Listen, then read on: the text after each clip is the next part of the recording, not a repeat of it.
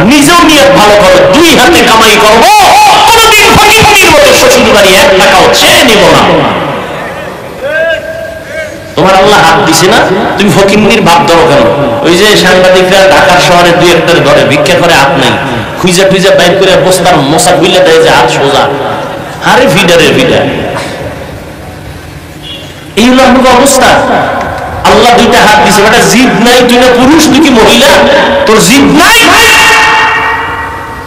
জিদ করবি, নিজের পায়ে দাঁড়ায় বিয়া করবো শ্বশুর বাড়ির থেকে, ফকিরের মতো 1 টাকাও চেয়ে নিব না, বরং শ্বশুরের গোষ্ঠী সুদ্ধা আমি কামাই করে খাওয়াবো, বাহাদুরের সাথে চলবো, কথা বলতে না পারে। আর বিয়ার শুরুতেই বউয়ের গোলাম হয়ে গেছে, আর কন্ট্রোলে আনবা কেমনি? এরে আল্লাহর জন্যই তো আল্লাহর নবী বলছেন, বিবাহ করার আগে দেখো তুমি যা জিগাও একবার দিনদারি আছে কিনা। তোমার স্ত্রী কোরআন পড়তে পারেনি, তোমার স্ত্রী যার গর্ভে আছে সে নামাজ পড়েনি। একটা দুধের গাভী কিনতে গেলে জিগায়, এই যে গাভীটা নিতেছি কয় কেজি দুধ হয়, কয় 10 কেজি, কয় মায়ের দুধ ওই তো কয় কেজি। তাহলে ধারণা হবে মায়ের যদি 15 কেজি হয় বাচ্চার ওই পরিমাণ হবে। একটা গাভীর দুধ খাওয়ার জন্য মায়ের খবর নেয়, আর যেই মেয়েটাকে নিজের আপন বানায়া দুনিয়ার সংসারের বাগান সাজাবে, ওই স্ত্রীর খবর নিল না, তার মা বর্দা করেনি। কারণ বর্দাওয়ালার মাইয়া বর্দাওয়ালা হবে, আম গাছে কোনোদিন কাঁঠাল হবে না। বেপর্দা বয়সের ঘরে কখনো কোরআনওয়ালা বর্দাওয়ালা হতে পারে না। কিন্তু আপনিও যে খবর বলবেন, আপনারা তো তলা নাই, আপনি বিয়ার আগে খুঁজতেছেন বিদেশ নেওয়ার ভিসা দিবানি, বাথরুমে ঢুকা 10 গ্রাম পায়খানা খাইও, যারা যৌতুক খাও নিব হারাম। এদের মতো ডাকাত, এদের মতো জালেম, এদের মতো ইতর, এদের মতো মানবতার দুশমন, নারীর দুশমন আর কেউ নাই দুনিয়াতে যারা যৌতুক খায়। ওরা জালেম, ওরা ডাকাত, ওরা ইতর, ওরা নির্লজ্জ বেহায়া। ওদের মতো নির্লজ্জ কেউ নাই, এদের মতো জালেম কেউ নাই। বিদেশের ভিসা চায়, তো বিদেশের ভিসা দিলে কি করবি? বিদেশ যাবো। বিয়ার কয় মাস পর? 1 মাস পর। বউ নাই যাবি? না। তুই যাবি কাকদারে, পাহারা দিবে কে? আমার ছোট ভাই আছে না, কি যৌতুক আছে এই এলাকায়? কি হাজি সাহেব, ইমানের পাওয়ার কত টের হয়নি কিছু। আর এই সংসারে আল্লাহ নেককার সন্তান দিবে, এত সোজা। যৌতুক খাওয়া হারাম, চাওয়া হারাম, দেওয়া হারাম, সম্পূর্ণ হারাম। আল্লাহর আইনও হারাম, সরকারি আইনও হারাম। নাকি সরকারি আইনে জায়েজ? আমার বলার দায়িত্ব মানবেন কিনা সে দায়িত্ব আপনার। রসুলের তরিকায় বিয়া করেন, স্বামীও শান্তিতে থাকবে, স্ত্রীও শান্তি পাবে। প্রথম মাইয়া দেখতে গেছে 13 জন, বিয়ে করবে 1 জন, 13 জন যাবে কেন? এটা আমার বন্ধু বান্ধব, তো বলা যায় না কার পছন্দ হয়ে যায়। প্রথমেই বিসমিল্লাহ এই আকাম, ঠিক নেই? অথচ ইসলাম কত শান্তির ধর্ম, কত ভেজাল মুক্ত। যে মেয়ে বিয়ে করবে শুধু সেই ছেলে দেখবে, বাবাও দেখার অধিকার নাই। বিয়ার আগে বাবাও দেখতে পারবে না মেয়েকে। আছে কই রাসূলের সুন্নাত? শান্তি খুঁজে এক পিসাবের কাছে এক মুরিদ গিয়ে কয়, হুজুর সবাই বাচ্চা কোলে নিয়ে আব্বু আব্বু কয় মজা করে, আমার একটু দোয়া করেন আমি ওজন একটা বাচ্চা পাই। তো পিসাব ভাই 1 বছর অপেক্ষা করছি, 1 বছর পর দেখে কোনো সন্তান নেই না। হুজুরের দোয়ায় কি অ্যাকশন নাই? হুজুরের কাছে গিয়ে কয়, হুজুর কি দোয়া করলেন পরের বাড়ি খাইয়া? কোনো অ্যাকশন নাই, বাচ্চাও পাই না। হুজুর আমার দোয়া তো অবশ্যই কবুল হওয়ার কথা। বিয়ে করছো? কয় না, বিয়ে করিনি। তো বিবাহ না করে সন্তান চাওয়া আশা যেমন বোকামি, রসুলের তরিকা জবাই করে শান্তির আশা করাটাও বোকামি। এরপরে মহারানা ধরে 5 লাখ 10 লাখ বাহাদুর। যারা রসুলের মোহাব্বত অন্তরে রাখেন, পাক্কা নিয়ত করেন মোহরে ফাতিমি, সারা কোনো বিয়ে হবে। আমাদের এক উস্তাদ দেখছি বিয়া পড়াইতে গেলে যাই দেখতেন মোহরে ফাতিমি ছাড়া যদি কইতো 5 লাখ, আস্তে ওইটা আড়া। কি হুজুর, মোহরে ফাতিমি ছাড়া বিয়া পড়াই নাই, পড়াবো না, মাস্তানি চলবে না। বিশাল বড় বুঝলি, হুজুরের আনছে হায়াত পূজা, হুজুরে গেলে বিয়া শেষ। এখন হুজুর কি করি, কিটি নাই, মোহরে ফাতিমিতে আসতে হবে। তাহলে স্বর্ণ টর্ণ দিয়ে দেই 5 লাখ টাকার, 10 লাখ টাকার দাম, মোহর হতে হবে ফাতিমি। আর এখন এখানে একটা চূড়ান্ত বাটপারি, চূড়ান্ত ধোঁকাবাজি, একটা মেয়েকে আটকানোর জন্য এই ফাইজলামি করে কিছু বন্ধু বান্ধবরা পরামর্শ দেয়, তার মহার মারাও, 5 লাখ ধরো, 10 লাখ ধরো, সাইডে দিলে যাবে কই সামদু। আর মহার না দিয়া যখন দেয় না, করে 1200 টাইতে মাপ লইয়া লাইছে, আর শয়তান মাপ লইলে আমার কোটে উঠলে দেওয়া লাগে কেন, কিসের মাপ?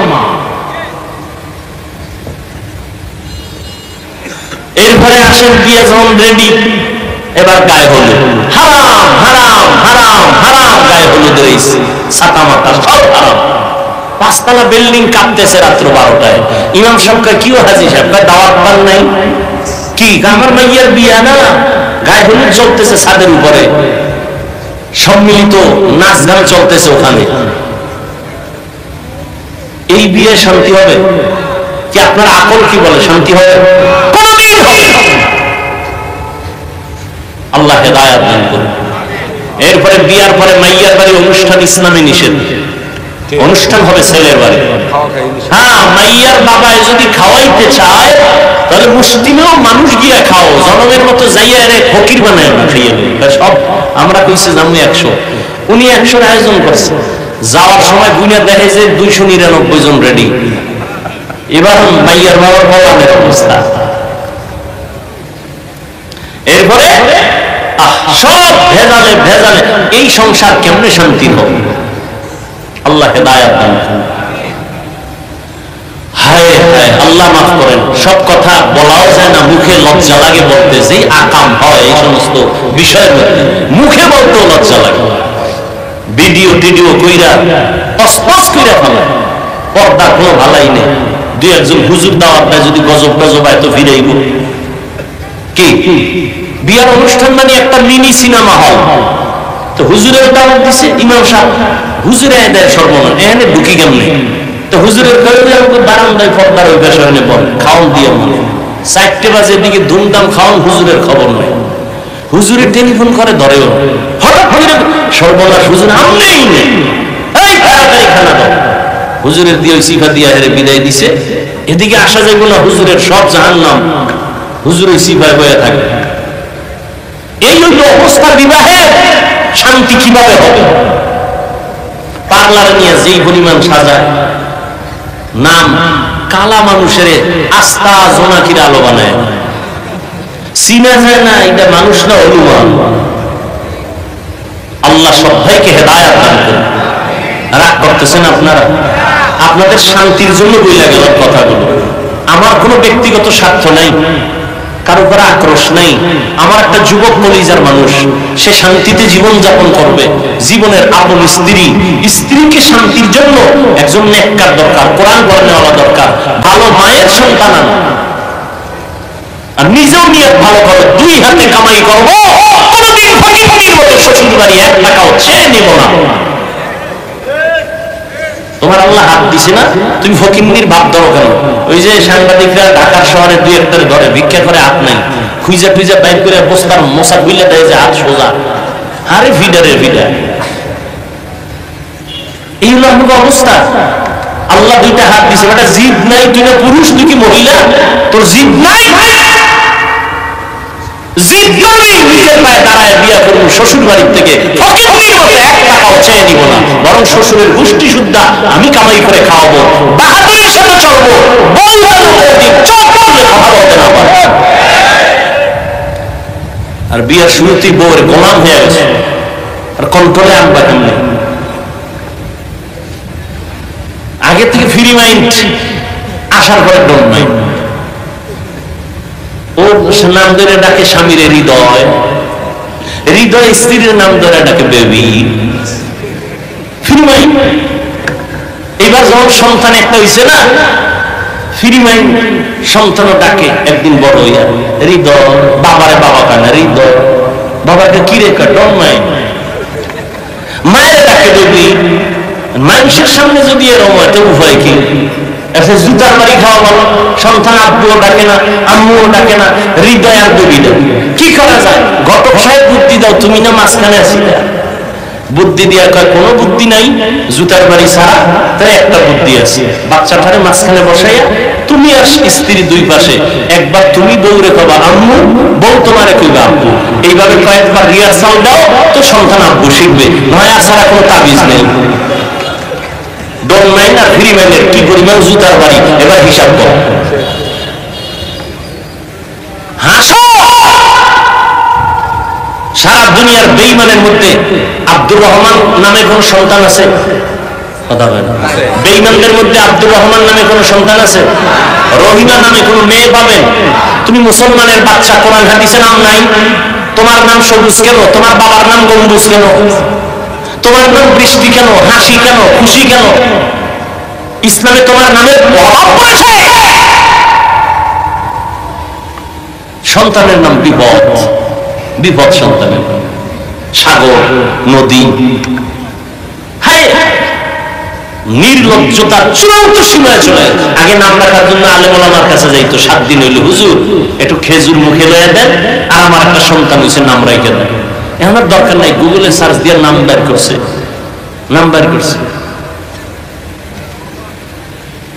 নাম রাইখে দিয়েছে উল্টা পাল্টা নাম এটি মুখে আনতেও লজ্জা লাগে